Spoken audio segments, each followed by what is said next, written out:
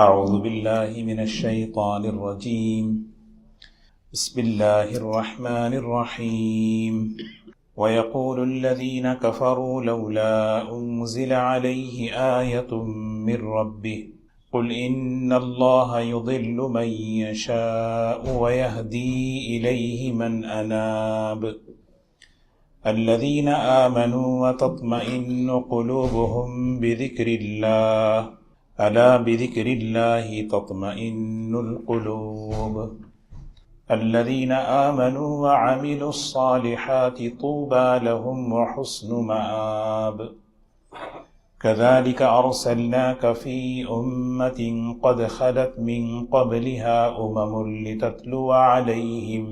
لتتلو عليهم الذي أوحينا إليك وهم يكفرون بالرحمن قل هو ربي لا إله إلا هو عليه توكلت وإليه متاب ولو أن قرآنا سيرت به الجبال أو قطعت به الأرض أو كلم به الموتى بل لله الأمر جميعا أفلم ييأس الذين آمنوا أن لو يشاء الله لهدى الناس جميعا ولا يزال الذين كفروا تصيبهم بما صنعوا قارعة أو تحل قريبا من دارهم حتى يأتي وعد الله إن الله لا يخلف الميعاد.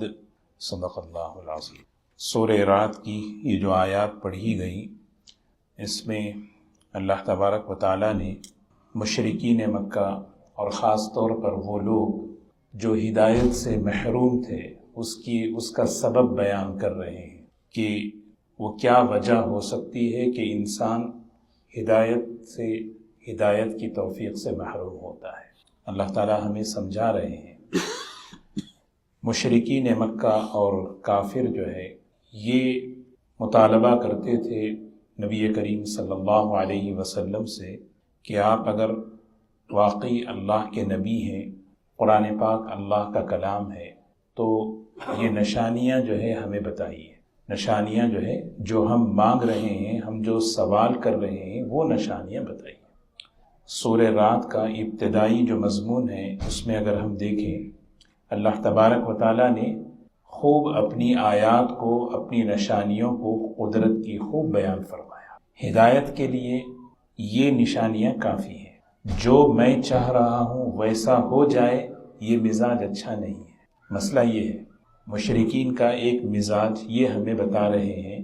ان کا مقصد سوال نہیں تھا، ان کا مقصد یہ تھا کہ جو میں چاہتا ہوں، جیسا میں نشانی چاہتا ہوں ویسا بتائیے.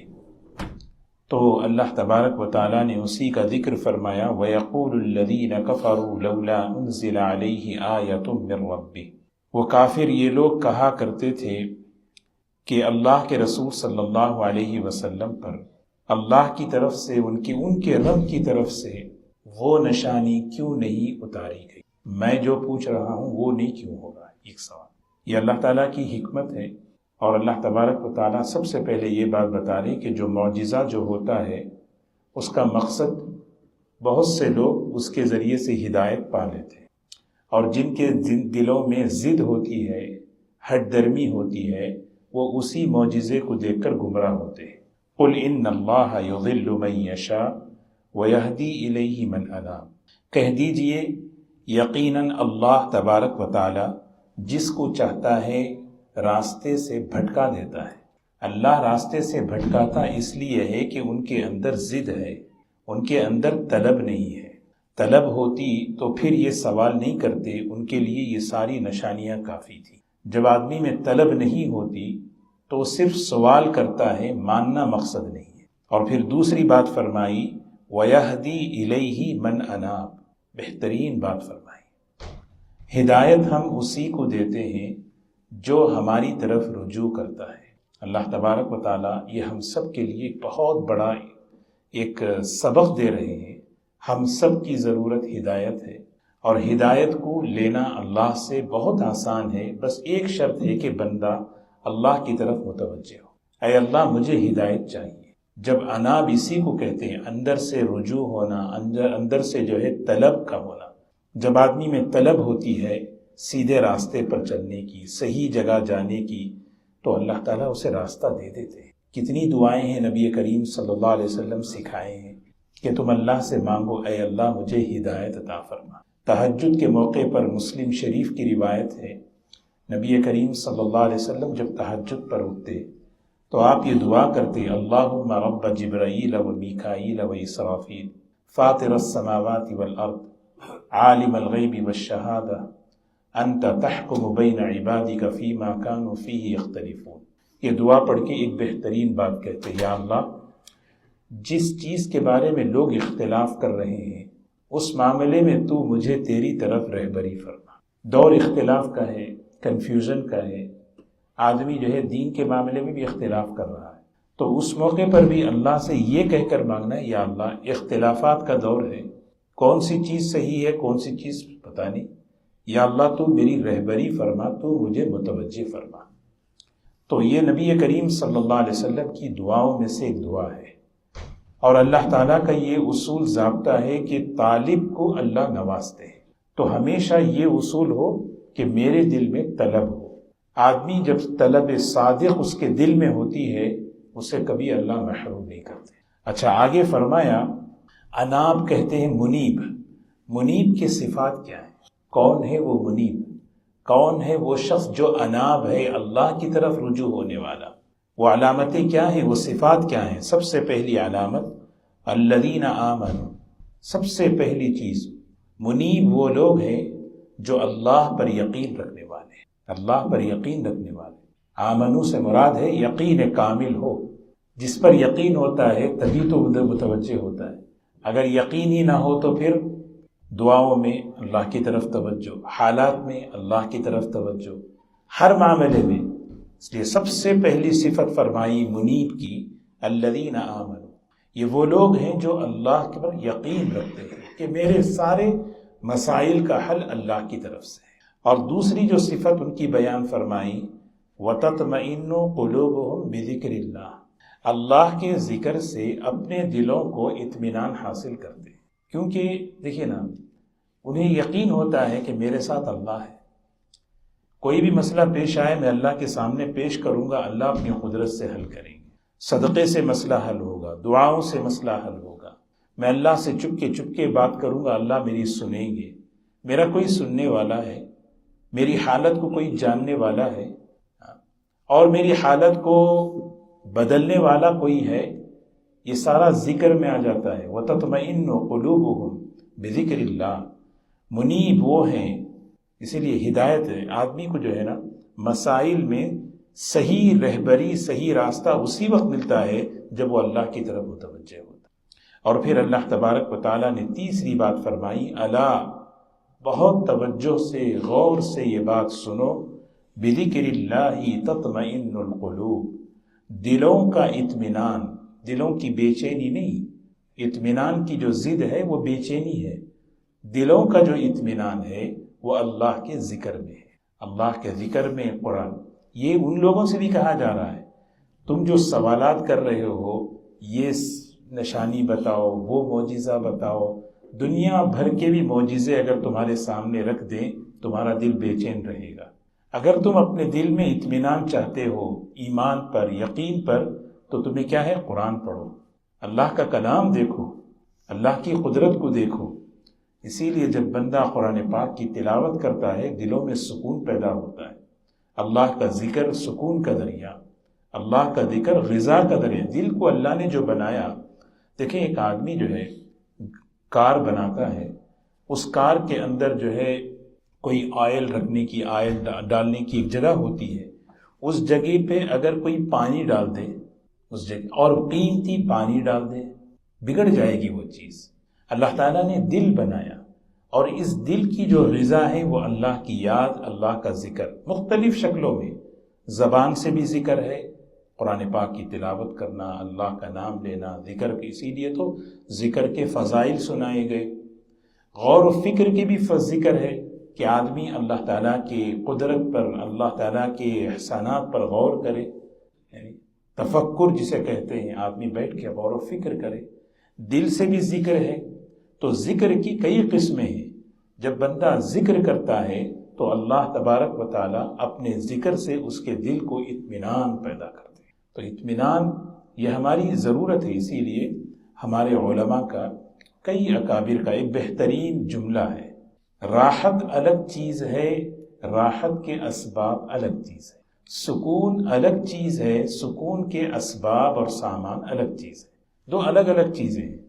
ایک انسان کے پاس راحت کے، سکون کے، دنیا بھر کی چیزیں اگر ہو، کوئی یقین نہیں کہ اس کا دل جو ہے مطمئن ہو، کیونکہ اللہ تعالیٰ نے سکون کو، راحت کو چیزوں میں نہیں رکھا، ورنہ اللہ تعالیٰ کہتے بھی کہ تمہارا سکون وہاں پہ ہے، تمہارا سکون وہاں پہ ہے، تمہارا سکون وہاں پہ ہے۔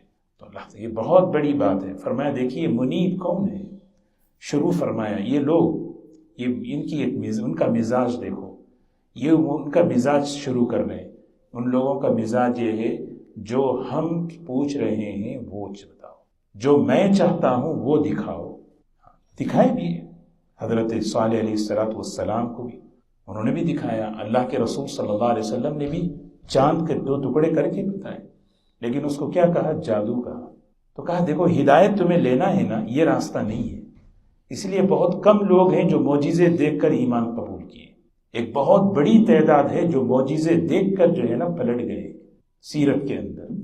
تو اسی لیے جو ہے انابت، اللہ کی طرف رجوع، یہ بہت ضروری، اور آدمی جو ہے اس کو تلاش کرے، میں اللہ کی طرف۔ دیکھیے نا، اللہم انی اسألک حبک وحب من یحبک وحب من یحبک، یا اللہ مجھے ایسے لوگوں سے محبت عطا فرما جو تیری محبت پیدا کرا دے، تیری محبت عطا فرما، تیرے نبی کی محبت عطا فرما صلی اللہ علیہ وسلم، اور ایسے لوگوں کی محبت جو تیری محبت پیدا کرا دے، وہ ذریعہ بن جائیں تیری طرف انابت کا۔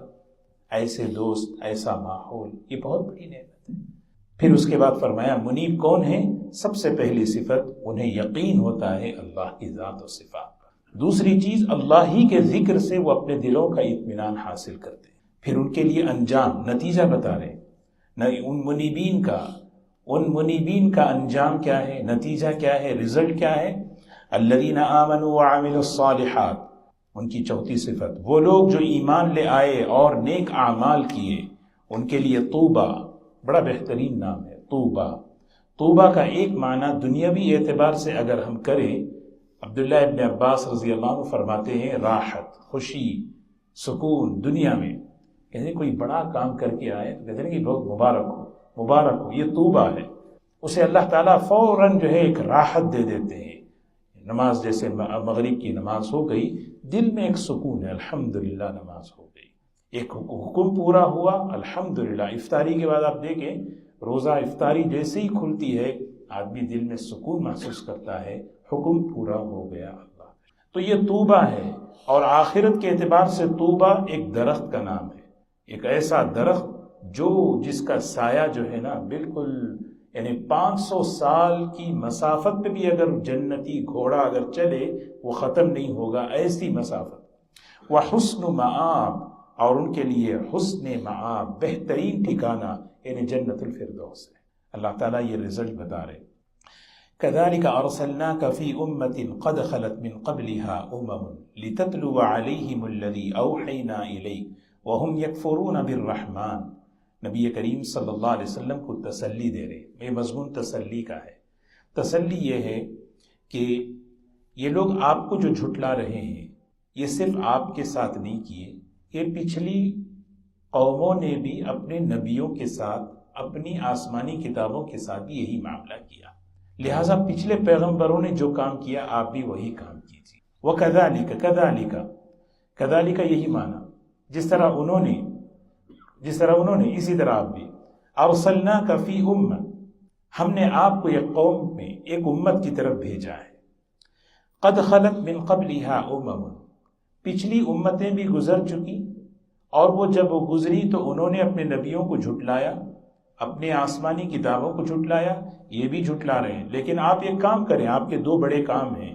لِتَتْلُوَ عَلَيْهِمُ الَّذِي أَوْحَيْنَا إِلَيْكَ، آپ ان لوگوں کے سامنے جو وحی ہماری طرف سے آپ کے پاس بھیجی جا رہی ہے اس کو آپ تلاوت کر کے سنائیے۔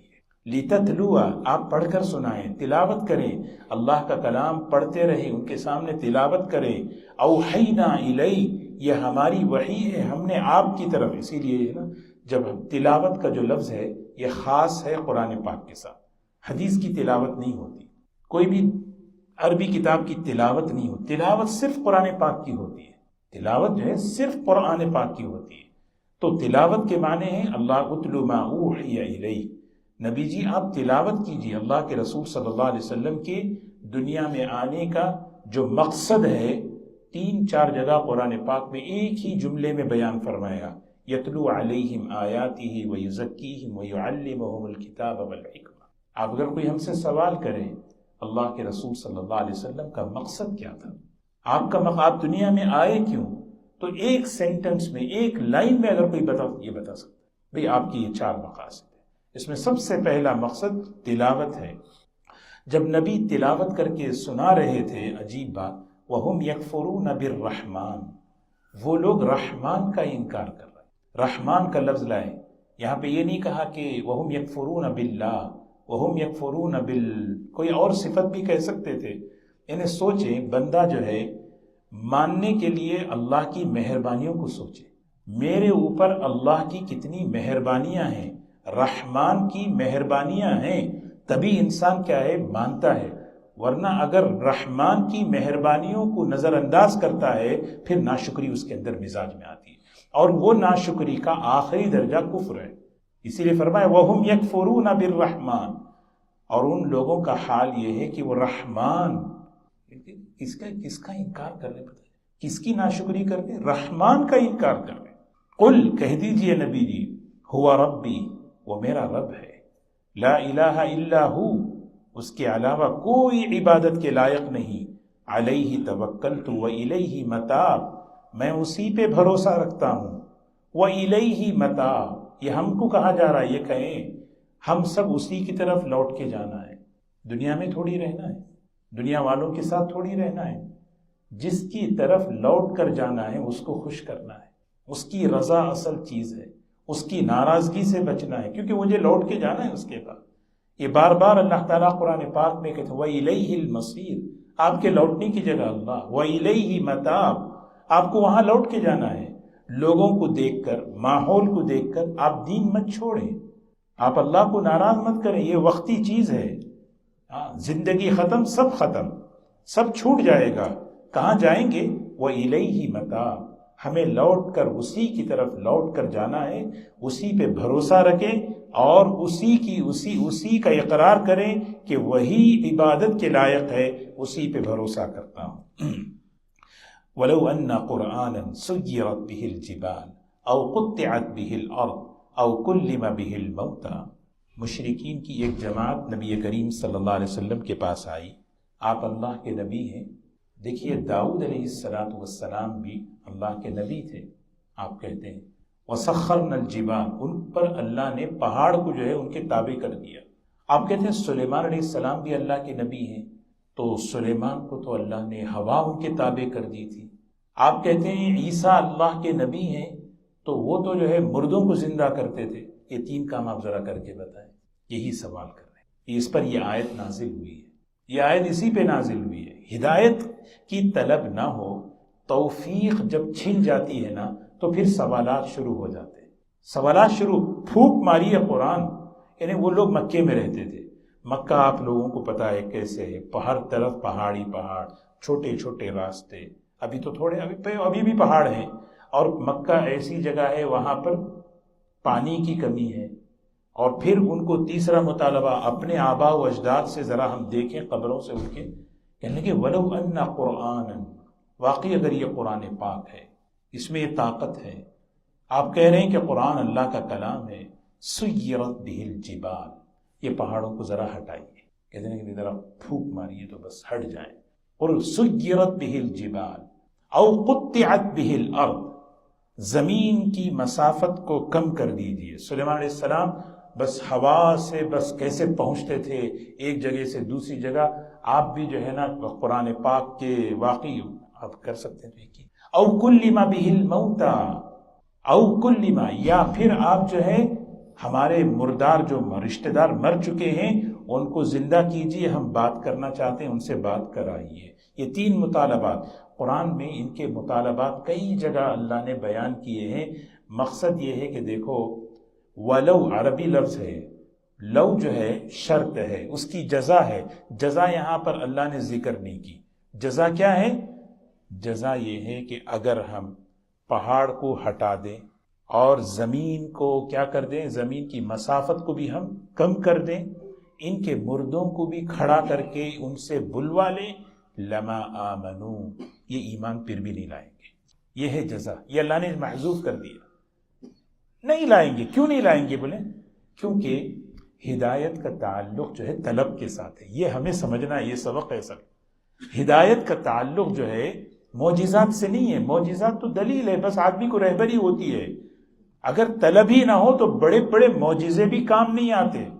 یہ اصل ہمارا جو ہے نا، یہ اس رکوع کا جو ہے نا، یہ ایک جملہ، یہ کیا کہتے ہیں، ایک سبق ہے کہ وَلَوْ أَنَّ قُرْآنًا سُيِّرَتْ بِهِ الْجِبَالِ أَوْ قُطِّعَتْ بِهِ الْأَرْضِ أَوْ كُلِّمَ بِهِ الْمَوْتَى، یہ تینوں بھی اگر کر دیں تو پھر بھی یہ ایمان نہیں لائیں گے۔ آپ ان سے ایک بات کہیے، بل للہ الامر جمیعا، سارے معاملات تو اللہ کے قبضے میں ہیں۔ آپ نبی سے کیا پوچھ رہے ہیں؟ نبی کے اختیار میں معجزہ تھوڑی ہوتا ہے، معجزہ کس کے اختیار میں ہوتا ہے؟ آپ بتائیں۔ نبی کے اختیار میں نہیں، کرامت ولی کے اختیار میں نہیں، وہ تو اللہ کی قدرت ہے۔ اللہ چاہے تو سب کچھ کر سکتا ہے، کیوں نہیں کر رہے؟ نہیں، اللہ تعالیٰ کو پتا ہے کہ یہ لوگ اگر کر بھی دیں تو اللہ یہ ایمان نہیں لائیں گے۔ بل للہ الامر جمیعا، ایمان والوں کے دل میں بعض مرتبہ ایک بات آتی ہے، بھائی اگر یہ ہو جائے نا، یہ سب لوگ ایمان والے ہو جائیں گے۔ ہوتا نا بعض مرتبہ کچھ ایسا ہو جائے، کچھ ایسا دنیا میں ہو جائے کہ بس یہ جتنے بھی بڑے بڑے بیٹھے ہیں سب ایمان والے ہو جائیں۔ کبھی بعض مرتبہ ہدایت کی طلب میں آدمی سوچتا ہے، اللہ تعالیٰ وہ جواب دے رہے، اس کا جواب اللہ دے رہے۔ افلم ییأس الذین آمنوا، ییأس الذین، ییأس کے معنی یعلم، ایمان والے کیا یہ بات نہیں جانتے اللہ کی قدرت کو؟